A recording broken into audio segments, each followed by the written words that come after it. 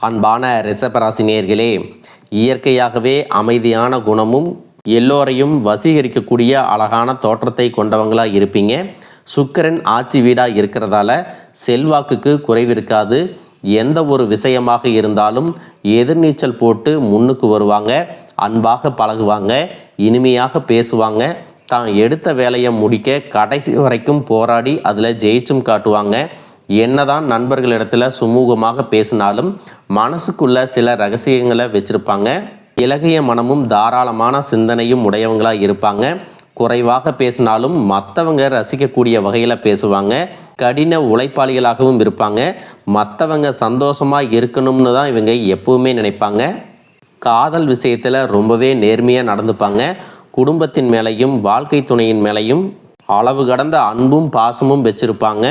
எந்த இடத்துலையும் யார்கிட்டையும் தன்னோட குடும்பத்தை விட்டு கொடுக்க மாட்டாங்க. அழகு மற்றும் ஆடம்பரம் சார்ந்த விஷயங்களில் ரொம்பவே கவனம் செலுத்துவாங்க. இப்படி சிறப்பான குணங்கள் இருக்கக்கூடிய ரிஷபராசி கிருத்திகை நட்சத்திரம் 2, 3, 4 பாதம், ரோகிணி நட்சத்திரம், மிருகசீரிசம் நட்சத்திரம் 1, 2 பாதம் இருக்கிறவங்களுக்கு இப்போ இருக்கக்கூடிய கிரகநிலைகள் எப்படி இருக்குது அப்படின்னா, குடும்பஸ்தானத்தில் குருவும், சுகஸ்தானத்தில் கேதுவும், தொழில் ஸ்தானத்தில் ராகுவும், லாபஸ்தானத்தில் சூரியனும் சனியும் செவ்வாயும் புதனும் சேர்ந்து இருக்காங்க.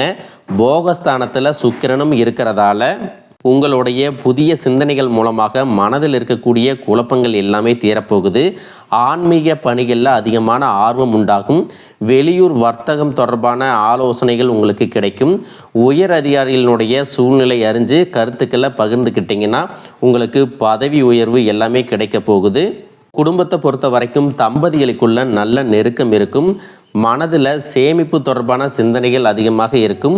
அரசு சார்ந்த பணிகளில் அலைச்சல்கள் உண்டாகும். எதிர்பார்த்த லாபம் தாமதமாக கிடைக்கக்கூடிய வாய்ப்புகள் இருக்குது. எத்தனையோ கனவுகளோடவும் எதிர்பார்ப்புகளோடவும் தான் இந்த 2026ஆம் ஆண்டை நீங்கள் தொடங்குனீங்க.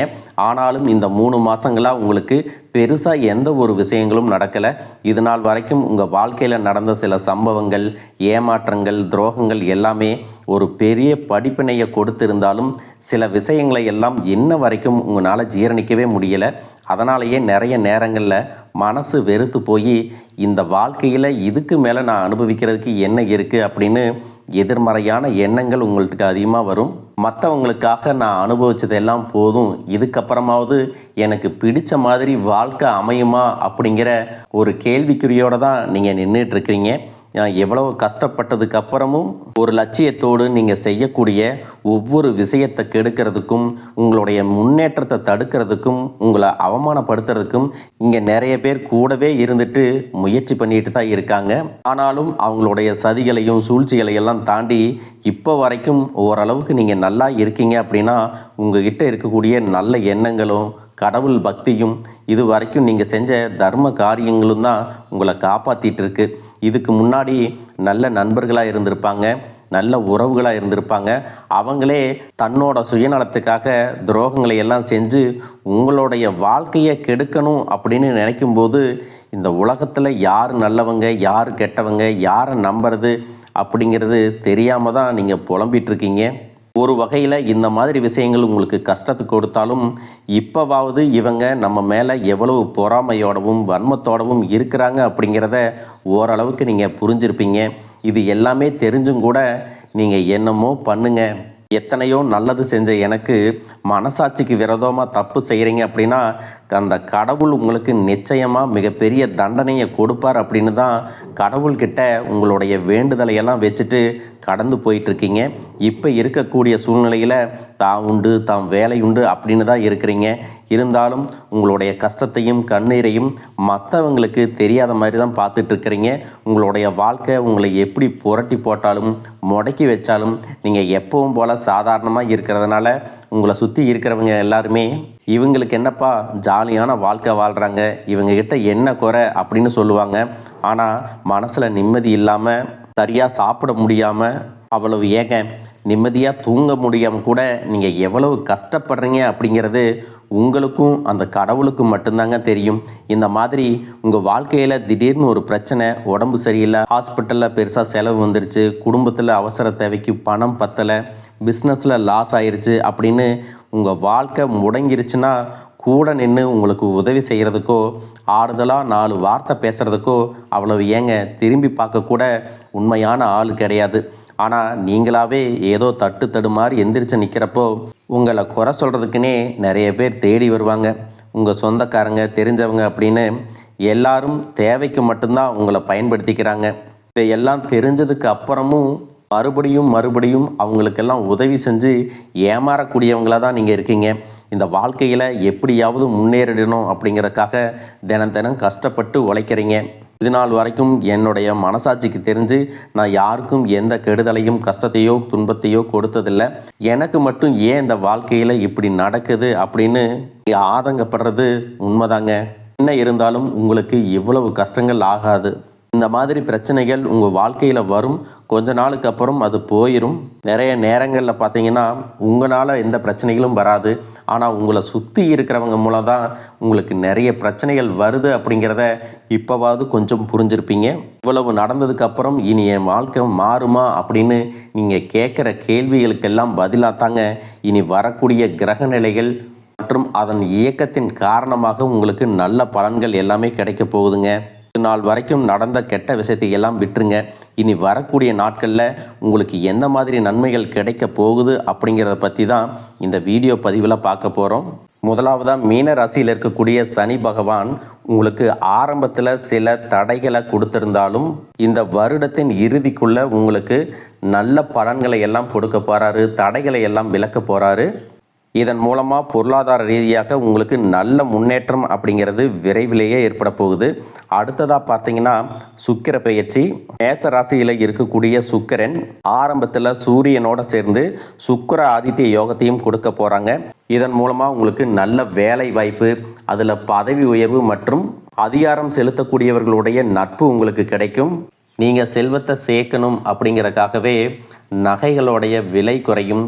புதிதாக வீடு வாகனங்கள் எல்லாமே வாங்குவீங்க. ஆரம்பத்தில் பொருளாதாரத்தில் ஏற்ற இறக்கங்கள் இருந்தாலும் இந்த வருடம் முடியும் பொழுது குறிப்பிட்ட அளவுக்கு நீங்கள் சொத்து சேர்த்து வச்சுருப்பீங்க. ஜூன் மாதத்தில் குரு பகவான் மிதுன ராசியிலிருந்து தன்னுடைய உச்ச ராசியான கடக ராசிக்கு போகும் பொழுது கஜகேசரி யோகமும் உண்டாக போகுது. இந்த நேரத்தில் உங்கள் நிதி நிலைமை ரொம்பவே முன்னேற்றமாக இருக்கும். குழந்தை பாக்கியம் இல்லை அப்படின்னு கவலைப்பட்டு இருந்தவங்களுக்கு நிச்சயமாக குழந்தை பாக்கியம் உருவாகும். அவங்களுடைய உடல் நலனில் எவ்வளவு பிரச்சனைகள் இருந்தாலும் அதையெல்லாம் சரி செஞ்சு இந்த பாக்கியத்தை அடைய போகிறாங்க. அவங்க குடும்பத்திலையும் மனதிலும் மிகப்பெரிய மகிழ்ச்சி நிரந்தரமாக இருக்க போகுது. படிக்கக்கூடிய மாணவர்களுக்கும் கல்வி ரொம்பவே சிறப்பாக இருக்க போகுது. அடுத்ததான் நவம்பர் மாதத்தில் ஏற்படக்கூடிய ராகு கேது பெயர்ச்சியில் குடும்பம் மற்றும் தொழிலில் திடீர் மாற்றங்களும் திருப்பங்களும் ஏற்பட போகுது. நீண்ட நாளாக நிறைய பேர் உடல்நலம் சார்ந்த பிரச்சனைகளில் முடங்கி கிடந்திருப்பாங்க. நடக்கிறதுக்கே ரொம்ப சிரமப்பட்டிருந்திருப்பாங்க. அந்த பிரச்சனை எல்லாமே முழுவதுமாக நிவர்த்தியாக போகுது. கடந்த காலகட்டங்களில் உங்களுக்கு நல்லதொரு வேலை கிடைச்சிருக்காது. குடும்ப கஷ்டத்திற்காக குறைவான சம்பளத்தில் பிடிக்காத வேலையை செஞ்சுட்டு இருந்திருப்பீங்க. உங்களை பொறுத்த வரைக்கும் பிஇ படிச்சிருப்பீங்க, டிகிரி படிச்சிருப்பீங்க. சில பேர் தன்னுடைய கல்வி தகுதிக்கு சரியான வேலை கிடைக்கல அப்படின்னு ரொம்பவே ஆதங்கப்பட்டு இருந்திருப்பீங்க. வரக்கூடிய நாட்களில் நீங்கள் சரியான முயற்சிகளை எடுத்தீங்க அப்படின்னா அரசாங்க வேலைக்கு நீங்கள் முயற்சி பண்ணாலும் உங்களுக்கு அரசாங்க வேலை கிடைக்கும். பேங்க் வேலையோ ஐடி கம்பெனியோ அது தனியார் நிறுவனங்களோ உங்களுக்கு மனசுக்கு பிடிச்ச மாதிரி நல்ல வருமானத்தோடு வேலை கிடைக்கக்கூடிய சூழ்நிலையும் இருக்குது. மேலும் கணவன் மனைவிகளில் பார்த்தீங்கன்னா நல்ல அந்யோன்யம் இருக்க போகுது. இது வரைக்கும் இருந்த மன கஷ்டங்கள் எல்லாம் நீங்கி ஒற்றுமையோடு இருக்க போகிறாங்க. சொத்து மற்றும் பல பிரச்சனைகள் காரணமாக நீதிமன்றத்தில் ஏதாவது வழக்குகள் இருக்குது அப்படின்னா கூட அதுவெல்லாம் உங்களுக்கு சாதகமாக வரும். அதிலும் சொத்து விஷயத்தில் சனி பகவானுடைய பார்வை உங்களுக்கு நேரடியாக இருக்கிறதுனால சில தடைகளை கடந்து வரும் பொழுது உங்களுக்கு அந்த சொத்தானது நிச்சயமாக கிடைக்கும்.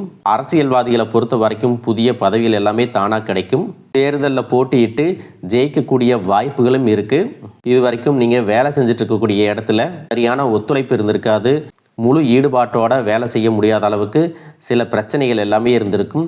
இனி வரக்கூடிய காலங்களில் உடன் வேலை செய்கிறவங்க மூலமாக உங்களுக்கு நல்ல ஆதரவு கிடைக்கும். சந்தோஷமாக அந்த வேலையை செய்வீங்க. வேலையில் உங்களுக்கு பண பலன்கள் ஏதாவது வராமல் இருந்துச்சுன்னா அந்த பண பலன்கள் எல்லாமே உங்களுக்கு வெகு சீக்கிரத்தில் கிடைக்கும். அரசு வேலையில் இருக்கக்கூடியவங்க சட்டத்திற்கு புறம்பாக எந்த ஒரு காரியத்திலையும் ஈடுபடாமல் நேர்மையாக நடந்து கொள்வது நல்லது. பொது வாழ்க்கையில் இருக்கிறவங்களுக்கு நீங்கள் எதிர்பார்த்ததை விட மிகப்பெரிய நிலையை அடைய போகிறீங்க. தொழிலில் தடைகள் ஏதாவது இருந்துச்சுன்னா அந்த தடைகள் எல்லாம் விலகிறது மட்டும் இல்லாமல் புதிய கிளைகளையும் தொடங்குவீங்க. உங்களுடைய உற்பத்தி அதிகரிக்கும், தொழிலை விரிவு செய்வீங்க. வரக்கூடிய நாட்களில் உங்களுக்கு விற்பனையும் அதிகமாகும். ஏற்றுமதி இறக்குமதியில் எல்லாம் உங்களுக்கு நல்ல லாபம் கிடைக்கும். நீங்கள் செய்யக்கூடியது சின்ன தொழிலோ பெரிய தொழிலோ அதுவெல்லாம் உங்களுக்கு நல்ல வளர்ச்சியை கொடுக்கும் அப்படிங்கிறத நீங்கள் ஞாபகம் வச்சுக்கோங்க. இனி வரக்கூடிய காலங்கள் எல்லாமே உங்களுடைய கனவுகளை நிஜமாக்கக்கூடிய நாட்களாக இருக்க போகுது. குடும்பத்தில் முன்னேற்றமும் பொருளாதாரமும் கிடைக்கும் பொழுது உங்களுடைய சுய ஒழுக்கத்தில் நீங்கள் ரொம்பவே கவனமாக இருக்கணும். பேசக்கூடிய வார்த்தைகள், பழகக்கூடிய நபர்கள் எல்லார்கிட்டையும் எந்த ஒரு இடத்துலையும் தான் அப்படிங்கிற கர்வத்தை மட்டும் நீங்கள் வச்சுக்கக்கூடாது. மற்றவர்களை குறையாக பேசுகிறதோ மட்டம் தட்டி பேசுகிறதோ அதை காயப்படுத்துகிற மாதிரி பொது இடங்களில் பேசிடக்கூடாது. நீங்களும் சரி, உங்களை சுற்றி இருக்கிறவங்களும் சரி, எப்பவுமே பாசிட்டிவான எண்ணங்களில் இருக்கணும். அப்படின்னா எதிர்காலத்திற்கான நல்ல திட்டமிடுதல் எப்பவுமே அவசியம். அதனால் நீங்கள் எந்த ஒரு விஷயத்தை செய்யும் போதும் எதிர்காலத்தில் இது எனக்கு எந்த மாதிரியான பலன்களை கொடுக்கும் அப்படிங்கிறத மனசில் வச்சுக்கிறதும் அவசியம். இதை நீங்கள் சரியாக செஞ்சுட்டு வந்தீங்கன்னா பெரியவர்களுடைய உதவி கிடைக்கும். உறவுகளில் இருந்த சண்டை சச்சரவுகள் முழுவதுமாகவே விலகும். புதிய நண்பர்களும் உங்களுக்கு உதவி செய்வாங்க. தொழிலில் ஏற்பட்ட நெருக்கடிகள் விலகும். பொருளாதார ரீதியாக நலிவடைந்த நிறுவனங்கள் மீண்டும் முன்னேற போகுது. மேலும் மேலும் உங்களுக்கு வியாபாரத்தில் எதிர்பார்த்த லாபம் கிடைக்கும். உங்களுடைய புதிய சிந்தனைகள் மற்றும் நேர்மறையான எண்ணங்கள் உங்களுடைய வளர்ச்சிக்கு காரணமாக இருக்க போகுது. கடந்த காலகட்டங்களில் திருமணம் பார்த்தீங்க அப்படின்னா நிறைய பிரச்சனைகளும் சிக்கலுமாக இருந்திருக்கும். அதிலும் ஜாதகம் சரியில்லை, சொந்த வீடு இல்லை, வசதி இல்லை, பெற்றோர்கள் சரியில்லை, அரசு வேலையாக இருக்கணும், இந்த மாதிரி எத்தனையோ காரணங்களை எல்லாம் சொல்லி உங்களுக்கான திருமணம் தடைகள் ஏற்பட்டிருக்கும். இன்னும் சிலருக்கு பார்த்தீங்கன்னா தெரிஞ்சவங்களாலையும் நண்பர்களாலையுமே திருமணங்கள் எல்லாமே நின்று போயிருக்கும். இந்த மாதிரி இடத்துல உங்களால் எந்தெந்த விஷயத்தை எல்லாம் சரி செய்ய முடியுமோ அதையெல்லாம் சரி செஞ்சுட்டு குரு பெயர்ச்சிக்கு பிறகு நீங்கள் திருமண முயற்சிகளில் ஈடுபட்டீங்கன்னா உங்களுடைய மனதுக்கு பிடித்த மாதிரியான நல்ல வரன் அமையும். குடும்ப வாழ்க்கை சிறப்பாக இருக்கும். உங்களுடைய வாழ்க்கை துணை அழகாக இருப்பாங்க. கை நிறைய சம்பாதிக்கக்கூடியவங்களாகவும் இருப்பாங்க. அதே நேரத்தில் வாழ்க்கை துணையை இழந்துட்டு இரண்டாவது திருமணம் பற்றி யோசிக்கக்கூடிய ஆண்கள் மற்றும் பெண்களுக்கு தன்னுடைய வாழ்க்கையில் வரக்கூடிய துணை, அவங்களுடைய பழக்க வழக்கம், 2 பேருக்கும் கருத்தொற்றுமை இருக்கா, மன பொருத்தம் இருக்கா மற்றும் தேவைப்பட்டால் உங்களுடைய ஜாதகத்தை கூட ஒரு முறை நீங்கள் சரி பார்த்துக்கிட்டு இரண்டாவது திருமணத்துக்கு முயற்சி செஞ்சீங்கன்னா நல்ல வாழ்க்கை துணை அமையும். மற்றவங்க பொறாமப்படக்கூடிய அளவுக்கு நல்லதொரு வாழ்க்கையை வாழ்ந்து காட்டுவீங்க. படிக்கக்கூடிய மாணவர்களுக்கு வரக்கூடிய தேர்வு முடிவுகளானது நல்ல தேர்ச்சியை கொடுக்கும். ஓரளவுக்கு நல்ல மதிப்பெண்கள் வாங்கி பாஸ் ஆகிறது மட்டும் இல்லாமல் அடுத்தடுத்த மேற்படிப்புகளும் படிப்பீங்க. காதலிக்கக்கூடியவர்களுக்கு சரியான புரிதல் இல்லாமல் போகிறது மற்றும் கருத்து வேறுபாடுகள் காரணமாக பிரிஞ்சிருப்பாங்க. இன்னும் சிலருக்கு பெற்றோர்களே காதலுக்கு தடையாக இருந்திருப்பாங்க. வேறு ஜாதியாக இருக்குது, நல்ல குடும்பமாக இல்லை, வசதி இல்லை அப்படின்னு ஏதாவது ஒரு காரணத்தை சொல்லி பிரிஞ்சிருந்திருப்பாங்க. ஆனால் இனி வரக்கூடிய காலங்களில் நீங்கள் உண்மையாக உங்கள் காதலை வெளிப்படுத்தும் போது அந்த காதல் கண்டிப்பாக உங்களுக்கு கை கொடுக்கும். வீட்டில் சொல்லும் பொழுது பெற்றோர்களே உங்களுடைய காதல் திருமணத்தை நடத்தி வைப்பதற்கான வாய்ப்புகள் இருக்குது. சிலருக்கு பார்த்தீங்கன்னா சின்ன வயசுலேயே தன்னுடைய வாழ்க்கை துணை இழந்திருப்பாங்க. சிங்கிள் பேரண்ட்டாக தன்னுடைய குழந்தைகளை கவனிச்சுட்டு இந்த வாழ்க்கையை வாழ்கிற மாதிரி இருந்திருக்கும். ஆரம்பத்தில் உங்களுக்கு இது போராட்ட காலமாக இருந்தாலும் தன்னம்பிக்கையோடவும் சுயமரியாதையோடவும் இந்த சமுதாயத்தில் வாழ்ந்து காட்டுவீங்க. சில போலியான நபர்கள் உதவி செய்கிறேன் அப்படின்னு உங்களை ஏமாற்றக்கூடிய சூழ்நிலையும் இருக்குது. அப்படிப்பட்ட நபர்களை நீங்கள் சரியாக அடையாளம் கண்டுபிடிச்சு அந்த மாதிரி நபர்களை உங்களுடைய வாழ்க்கையில் என்றைக்குமே அனுமதிக்கக்கூடாது. எந்த ஒரு எதிர்பார்ப்புகளும் இல்லாமல் எப்பவும் போல் உங்கள் கடமையை செஞ்சுட்டு உங்கள் வாழ்க்கையை நீங்கள் வாழ்ந்துட்டு வாங்க. உங்களோட குலதெய்வமும் கிரக நிலைகளும் உங்களுக்கு துணையாக இருக்குது. இப்போ நீங்கள் எடுத்து வைக்கக்கூடிய ஒவ்வொரு அடியும் எதிர்காலத்தில் உங்களை வாழ்க்கையின் உச்சத்தில் கொண்டு போய் வைக்கும் அப்படிங்கிறத மட்டும் நீங்கள் எப்பவுமே நினைவு வச்சுக்கணும். உங்களை சுற்றி நல்ல விஷயங்கள், கெட்ட விஷயங்கள் இந்த மாதிரி எல்லாமே சுற்றி நடந்து வந்தாலும் நல்ல விஷயங்களை மட்டும் எடுத்துட்டு நீங்கள் முன்னேற்ற பாதையில் போயிட்டே இருங்க. உங்களுடைய நல்ல எண்ணங்களுக்கு உங்களுக்கு நல்லதே நடக்கும். வாழ்க வளமுடன், வாழ்க பல்லாண்டு.